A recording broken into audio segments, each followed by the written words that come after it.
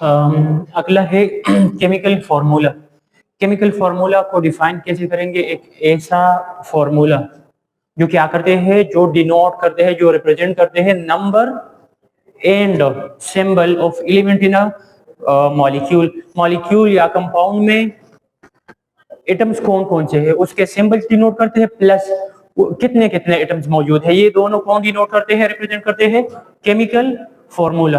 फिर chemical formula जो है इसके टाइप्स कितने हैं? दो टाइप्स है। इंशाल्लाह लॉन्ग क्वेश्चन है, फिर डिटेल में पढ़ेंगे। यहाँ पे सिर्फ इसके शॉर्ट शॉर्ट से इंट्रोडक्शन कर लेते हैं। एक दो इसके दो टाइप्स है। पहला है मॉलिक्यूलर फार्मूला, दूसरा है इंपेरिकल फार्मूला। तो मॉलिक्यूलर फार्मूला क्या करते हैं? ये एग्जैक्ट नंबर शो करते हैं कि मॉलिक्यूल में जितने एटम्स है वो सारे वो डिनोट करते हैं, उसको रिप्रेजेंट करते हैं, उसको शो करते हैं। और जो इंपेरिकल फार्मूला है वो क्या करते हैं? सिंपलेस्ट रेशो को शो करते हैं। इंशाल्लाह एक दो लेक्चर बाद ये डिटेल में पढ़ेंगे क्योंकि इंपॉर्टेंट लॉन्ग क्वेश्चन है, यहाँ पे सिर्फ इंट्रो था। फिर इसके कुछ एग्जांपल्स, जिस तरह ग्लूकोज का देख ले, C6 है, H12O6 है, तो ये इसका मॉलिक्यूलर फार्मूला है। इसका एम्पेरिकल फार्मूला, इसको भी 6 पे डिवाइड कर ले, इसको भी, इसको 6 पे डिवाइड करेंगे तो कार्बन 1 बच जाता है। 12 को 6 पे डिवाइड कर ले तो 2 बच जाता है, और इस 6 को डिवाइड कर ले तो 1। CH2O ये ग्लूकोज का मॉलिक्यूलर एम्पेरिकल फार्मूला है। एमसीक्यूज में अक्सर पूछ लेते हैं ये चीजें, बच्चे जाके गलत कर लेते हैं। तो हमने कैसे मालूम करना है इसको? ऐसे उस पे डिवाइड करना है जो सेम आ जाए। यहाँ इसमें भी 6 है, इसमें भी है, इसमें भी है, तो तीनों को 6 पे डिवाइड कर ले। इसी तरह बेंजीन का फॉर्मूला है C6H6, तो इसमें भी 6 है, इसमें भी है, तो डिवाइड कर ले इन दोनों को 6 पे। तो जब 6 पे डिवाइड करेंगे तो 6 इसके साथ काट दे और इसके साथ भी काट दे, तो यहाँ पे भी 1 बच जाता है। यहाँ पे भी पूछ लेते हैं आप लोगों से कि empirical formula of benzene is two CH, molecular formula तो C6H6 है। और H2O पानी, तो पानी यहाँ पे 2 है, अगर इसको 2 पे डिवाइड करेंगे तो यहाँ पे 2 नहीं है, 1 पे डिवाइड करेंगे तो अगेन जो है वो वहां वो आ जाता है। तो अब ऐसे एमसीक्यूज में आ जाते हैं कि which of the following has same empirical and molecular formula. तो पानी का एम्पेरिकल मॉलिक्यूलर फार्मूला सेम है। इसी तरह H2SO4 का देख ले, सल्फ्यूरिक एसिड का, मजीद सिंप्लीफाई नहीं कर सकते तो इसका भी सेम एम्पेरिकल मॉलिक्यूलर है। इसको देख ले, H फॉस्फोरिक एसिड को, इंपेरिकल मॉलिक्यूलर फार्मूला सेम है। तो अब ये पूछे एमसीक्यू में कि किसके इंपेरिकल और मॉलिक्यूलर दोनों सेम है, तो ये चीजें अगर मजीद सिंप्लीफाई नहीं कर सकते तो इसका मतलब ये सेम है। और किसके सेम नहीं है? तो ग्लूकोज का देख ले, इसका इंपेरिकल मॉलिक्यूलर सेम नहीं है क्योंकि इसका मॉलिक्यूलर हम मजीद सिंप्लीफाई कर सकते हैं। या इस तरह पूछते हैं कि the molecular formula of glucose is, या शुगर का क्या है, या ये पूछते हैं ना। शुगर का अगर हम देखेंगे C6H12H22O11, अब इसको हम मजीद सिंप्लीफाई नहीं कर सकते तो शुगर का भी इंपेरिकल मॉलिक्यूलर फार्मूला सेम है दोनों। इसी तरह एक क्वेश्चन जो है आखिरी 2-3 साल मुसलसल रिपीट हो रहा है, सॉलिड क्वेश्चन है, अगर सही लिखेंगे और विद इन 3 मिनट वो क्वेश्चन उसका आप लोग आंसर दे सकते हैं, लेकिन बच्चे वो क्वेश्चन छोड़ देते हैं क्योंकि वो उनका प्रैक्टिस नहीं होता। तो याद रख ले, ये क्वेश्चन तैयार कर ले, मुसलसल आ सकता है, आ रहा है और अगेन आ सकता है। तो ये फॉर एग्जांपल जिस तरह 2024 के पेपर में आया था, एक टेबल 6-7 कंपाउंड्स दिए हुए थे, किसके फॉर्मूलाज लिख ले। पहला ये था सेंड, इसका फॉर्मूला क्या है? तो सिलिका SiO2 था उसका फॉर्मूला। इसी तरह इसको हम सिलिकॉन डाइऑक्साइड भी कहते हैं। इसी तरह आया था वॉशिंग सोडा, पेपर में आया था, तो वॉशिंग सोडा का फॉर्मूला है Na2CO3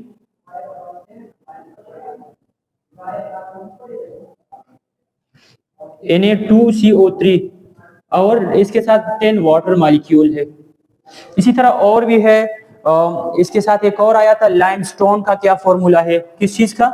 लाइम स्टोन का, तो इसका है कैल्शियम कार्बोनेट, भी हम इसको कहते हैं CaCO3। या इस तरह एमसीक्यूज में पूछ सकते हैं आप लोगों से कि limestone is also known as, या calcium carbonate is also known as. तो कैल्शियम कार्बोनेट का दूसरा नाम लाइमस्टोन है, या लाइमस्टोन का दूसरा नाम कैल्शियम कार्बोनेट है। एक और आया था इसका, इसके साथ कैल्शियम ऑक्साइड, वो तो आसान है। शुगर आया था, तो शुगर का तो यहाँ मैंने लिख दिया C12H22O11 या ग्लूकोज। या ये क्वेश्चन मुसलसल आ रहा है, इसको प्रॉपर जो है तैयार कर ले, सॉलिड मार्क्स इसके। इसको इसका डिफिनीशन एक दफा रिवाइज कर लेते हैं। केमिकल फार्मूला एक ऐसा फार्मूला है जो क्या शो करते हैं? number and symbol of element in a compound. A formula which shows number and symbol of element in a compound, उस फॉर्मूले को हम केमिकल फॉर्मूला कहते हैं। फिर उसके दो टाइप्स है, एक है एम्पेरिकल फॉर्मूला, दूसरा है मॉलिक्यूलर फॉर्मूला। एम्पेरिकल फॉर्मूला वो फॉर्मूला है जो क्या करते हैं, सिंपलेस्ट रेशो को शो करते हैं। A formula which shows the simplest ratio of atom in a molecule, वो फॉर्मूला जो सिंपलेस्ट रेशो को शो करते हैं वो एम्पेरिकल है। और दूसरा फॉर्मूला है मॉलिक्यूलर फॉर्मूला, तो ऐसा फॉर्मूला जो एक्चुअल नंबर को शो करते हैं। A formula which shows actual number of atom in a molecule, उस फॉर्मूले को हम मॉलिक्यूलर फॉर्मूला नाम देंगे। और जो सिंपलेस्ट रेशो को शो करते हैं उसको एम्पेरिकल फॉर्मूला कहते हैं। अच्छा, ये जो एम्पेरिकल फॉर्मूला है ये एक्चुअल नंबर ऑफ एटम को शो नहीं करते, एक्चुअल नंबर को शो नहीं करते। ये हमें क्या बताएंगे, it shows the type of atom in a molecule, के एक मॉलिक्यूल में कौन कौन से एटम है उसके टाइप को शो करेंगे। और ये क्या उसके दरमियान जो रेशो मौजूद है उस रेशो को रिप्रेजेंट करेंगे। अच्छा, ये वहां पे एक्चुअल नंबर को शो करेंगे जहां पे मॉलिक्यूलर और एम्पेरिकल फॉर्मूला सेम हो, वो एग्जांपल बाद में मैं दे रहा हूँ। वरना अगर दोनों फॉर्मूला सेम नहीं हो तो फिर ये एक्चुअल नंबर को शो नहीं करते, ये पॉइंट माइंड में होना चाहिए। अच्छा, इसके एग्जांपल्स पढ़ते हैं। फॉर एग्जांपल बेंजीन, उसका मॉलिक्यूलर फॉर्मूला है C6H6। अब दोनों में 6 सेम है तो हम इसको 6 से काट देंगे तो CH जो है ये बेंजीन का एम्पेरिकल फॉर्मूला है। अक्सर एमसीक्यूज में आ जाता है the empirical formula of benzene is, तो CH है। एम्पेरिकल फॉर्मूला ग्लूकोज, ग्लूकोज का क्या है, तो ग्लूकोज का है CH2O, ये किस चीज का है, ग्लूकोज का है। इसी तरह एम्पेरिकल फॉर्मूला ऑफ शुगर, तो शुगर का C12H22O11 है। अच्छा, अब याद रखिए किस तरह भी एमसीक्यूज आ जाता है पेपर में, which of the following has same empirical and molecular formula. तो अब इसको देखिए, इसको हम मजीद सिंप्लीफाई नहीं कर सकते, जिसको हम नहीं सिंप्लीफाई कर सकते उसका एम्पेरिकल और मॉलिक्यूलर फॉर्मूला सेम ही होता है। फॉर एग्जांपल शुगर का मैंने बता दिया, या पानी वाटर देख ले, वाटर का है H2O, इसको मैं मजीद सिंप्लीफाई नहीं कर सकता, तो पानी का भी एम्पेरिकल मॉलिक्यूलर फॉर्मूला सेम है। सल्फ्यूरिक एसिड को देख ले, फॉस्फोरिक एसिड को देख ले, HCl को देख ले, हाइड्रोक्लोरिक एसिड, मजीद तो इसका एम्पेरिकल और मॉलिक्यूलर सेम है। सल्फ्यूरिक एसिड का H2SO4 है, तो ये जो है मजीद नहीं सिंप्लीफाई कर सकते। जब नहीं कर सकते तो सल्फ्यूरिक एसिड का भी एम्पेरिकल और मॉलिक्यूलर फॉर्मूला दोनों सेम है। तो ये अक्सर एमसीक्यूज में पूछ लेते हैं कि एम्पेरिकल फॉर्मूला किसका क्या है, तो ऑप्शन में ABCD में गिवन होंगे, आप लोगों ने टेक को फिर करेक्ट करना है। या which of the following has same empirical and molecular formula, तो जिस फॉर्मूले को हम मजीद सिंप्लीफाई नहीं कर सकते उनके एम्पेरिकल और मॉलिक्यूलर सेम ही होते हैं, आते हैं मॉलिक्यूलर की तरफ।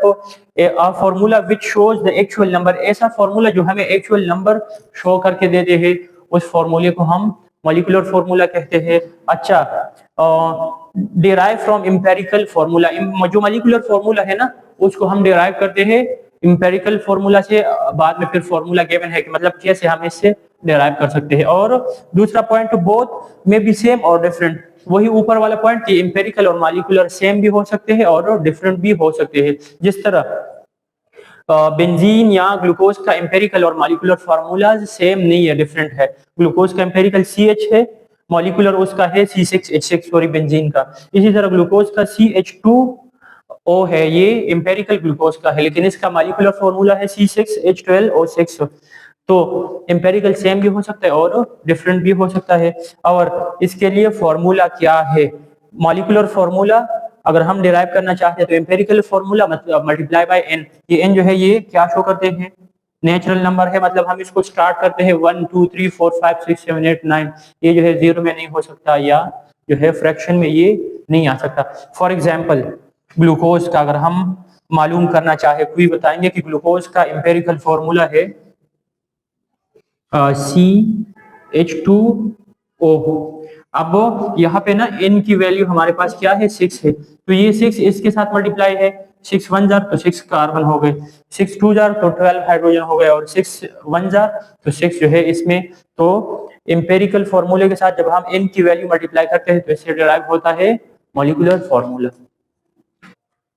अच्छा, ये जो एम्पेरिकल और मॉलिक्यूलर फॉर्मूला इसका डिफरेंस आया था पिछले साल के पेपर में, शॉर्ट क्वेश्चन में आया था, 3 मार्क्स होते हैं, तो कम से कम आप लोग के पास 3 पॉइंट्स ऑफ डिफरेंस जो है ये आप लोग के पास होनी चाहिए, पेपर में आया था और इम्पोर्टेंट क्वेश्चन है ना। अच्छा, आते हैं अगले टॉपिक की तरफ, atomic number and atomic mass. अगर पेपर में आ जाए तो सबसे पहले हमने लिखना है एटॉमिक नंबर जो है इसको हम डिनोट करते हैं विद जेड, हम इसको कैपिटल जेड से डिनोट करते हैं।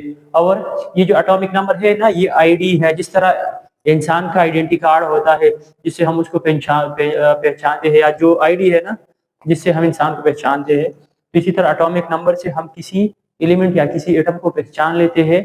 तो कोई आपको बता दे कि एक एटम है उसका एटॉमिक नंबर जो है वो 8 है, तो पता चल जाता है कि ऑक्सीजन है। कोई बता दे कि एटम है उसका एटॉमिक नंबर 16 है तो सल्फर है। तो ये जो एटॉमिक नंबर है ये क्या है, आइडेंटिटी है किसी भी एटम की। अच्छा, डिफाइन कैसे करेंगे, the number of protons in the nucleus of an atom, किसी भी एटम के न्यूक्लियस में नंबर ऑफ प्रोटॉन्स को हम क्या कहते हैं, उसी एटम का क्या कहते हैं, एटॉमिक नंबर कहते हैं। या हम इस तरह भी पढ़ते हैं कि द नंबर ऑफ प्रोटॉन और इलेक्ट्रॉन, लेकिन अगर इलेक्ट्रॉन बताएंगे तो साथ में फिर हम पढ़ेंगे कि नंबर ऑफ इलेक्ट्रॉन, तो फिर साथ में न्यूट्रल एटम का लफ्ज इस्तेमाल करना लाजमी है, क्योंकि अगर जो है प्लस चार्ज उस पर हो सकता है, माइनस चार्ज भी हो सकता है, तो नंबर ऑफ प्रोटॉन और electron present in the centre of neutral atom, इसको हम क्या कहते हैं, एटॉमिक नंबर कहते हैं। फिर एटॉमिक नंबर जो है ये क्या है, atomic number of an atom जो है विल बी सेम, ये हमेशा सेम ही रहता है। किसी भी एटम में जो एलिमेंट्स पाए जाते हैं उसका एटॉमिक नंबर हमेशा ही सेम रहता है। फॉर एग्जांपल, ऑक्सीजन है तो उसका एटॉमिक नंबर 8 है, कार्बन है तो उसका 6 है, हाइड्रोजन है तो उसका 1 है। कहीं पे भी नाइट्रोजन देखेंगे तो उसका एटॉमिक नंबर 9 है, कहीं पे भी हाइड्रोजन तो एटॉमिक नंबर 1, मतलब नॉट चेंजेबल है, तो ये एक फिक्स नंबर है। और ये जो है इसके अलावा आल्सो कॉल्ड प्रोटॉन नंबर, इसको हम प्रोटॉन नंबर भी कहते हैं, क्योंकि पहले हमने डिफाइन कर दिया कि number of proton present in the nucleus of an atom, तो इसको हम प्रोटॉन नंबर भी कह सकते हैं। अच्छा, दूसरा है हमारे पास मास नंबर, इसको हम न्यूक्लियन नंबर भी कहते हैं, मतलब न्यूक्लियस में पाए जाने वाली जो पार्टिकल है उसकी तादाद को हम क्या कहते हैं, न्यूक्लियन नंबर। इसको हम डिनोट करते हैं विद कैपिटल ए, और मे बी सेम और डिफरेंट, इस पॉइंट में बाद में एक्सप्लेन करने वाला हूँ। डिफाइन कैसे करेंगे, द सम ऑफ नंबर, मतलब किसी भी एटम के न्यूक्लियस में जो प्रोटॉन है और जो न्यूट्रॉन है वो दोनों मिलकर उसको हम न्यूक्लियन नंबर या मास नंबर कहते हैं। The number of proton and neutron present in the nucleus of an atom is known as mass number. इसके बाद जो है इसका फॉर्मूला क्या है, अक्सर इस पे जो है न्यूमेरिकल्स तो नहीं आ सकते, अक्सर एमसीक्यूज पूछ लेते हैं आप लोगों से, तो इसके लिए फॉर्मूला है कि जो एटॉमिक नंबर है ये बराबर है मास नंबर बराबर है एटॉमिक नंबर का और प्लस नंबर ऑफ न्यूट्रॉन का। एटॉमिक नंबर प्लस उसके साथ नंबर न्यूट्रॉन, तो ये इक्वल हो जाता है मास नंबर का। और इससे फिर हम नंबर ऑफ प्रोटॉन मालूम कर सकते हैं, तो ये फॉर्मूला है, इनको इस साइड पर ट्रांसफर कर ले, तो a माइनस n जो है ये, इससे हम एटॉमिक नंबर कैलकुलेट कर सकते हैं। या लेट सपोज एटॉमिक नंबर भी गिवन है, मास नंबर भी गिवन है, उससे हम नंबर ऑफ न्यूट्रॉन कैलकुलेट कर सकते हैं। Small n equals to atomic number mass number minus atomic number, ये जो है इससे हम नंबर ऑफ न्यूट्रॉन मालूम कर सकते हैं। और फिर इस पे आ जाते हैं न्यूमेरिकल की, किसी एक एटम है उसमें जो है उसका एटॉमिक नंबर है 16, एक एटम है उसका एटॉमिक नंबर 16 है, उसमें जो वो है न्यूट्रॉन उसमें कितने हैं, एटॉमिक नंबर है एक एटम का क्या है 16 है, उसमें न्यूट्रॉन्स कितने हैं, न्यूट्रॉन्स भी उसमें 16 है। अब इसका मास नंबर कैलकुलेट कर ले, तो इसको हम इस फार्मूला में इसमें पुट कर लेंगे, a equals to z plus n, तो z की वैल्यू हमारे पास 16 है, n की वैल्यू 16 है, तो आ जाता है a इज इक्वल टू 32। अच्छा, इसका एक और पॉइंट, इसका यूनिट क्या होगा, तो इसका यूनिट क्या है, AMU जो है, या हम सिंपल U लिख लेते हैं। और ये जो है क्या है, फ्रैक्शनल में नहीं हो सकते, क्योंकि प्रोटॉन न्यूट्रॉन वो हमेशा होल नंबर में होते हैं, तो मास नंबर जो है वो फ्रैक्शनल में नहीं हो सकता या न्यूक्लियन नंबर। और ये मैंने बता दिया कि ये सेम एलिमेंट का एटॉमिक नंबर जो है मास नंबर वो सेम भी हो सकता है और डिफरेंट भी हो सकता है। फॉर एग्जांपल फिर उसको हम क्या कहते हैं कि अगर एक एलिमेंट हो उसका एटॉमिक नंबर सेम हो और मास नंबर डिफरेंट हो, उसको आइसोटोप कहते हैं।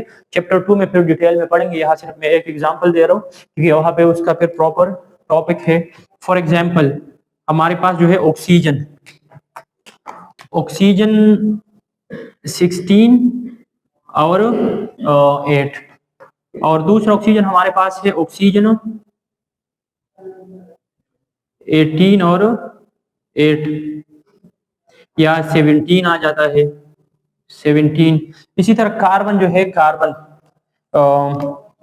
कार्बन 12 है और 6 है, कार्बन 13 और 6 है, कार्बन 14 और 6 है। तो यहाँ पे ना ये इस साइड पे ये हम एटॉमिक नंबर लिखते हैं और यहाँ पे मास नंबर लिख लेते हैं। कार्बन का एटॉमिक नंबर इसका भी 6 है, इसका भी 6 है, इसका, लेकिन मास नंबर यहाँ पे 12, यहाँ पे 13, यहाँ पे 14। तो ये ना इसका तो ये कि मास नंबर वो सेम भी हो सकता है और डिफरेंट भी हो सकता है। तो यहाँ पे देख ले, एक कार्बन का 12 है, दूसरे का 13 है, तीसरे का 14 है, तो मास नंबर डिफरेंट भी हो सकता है।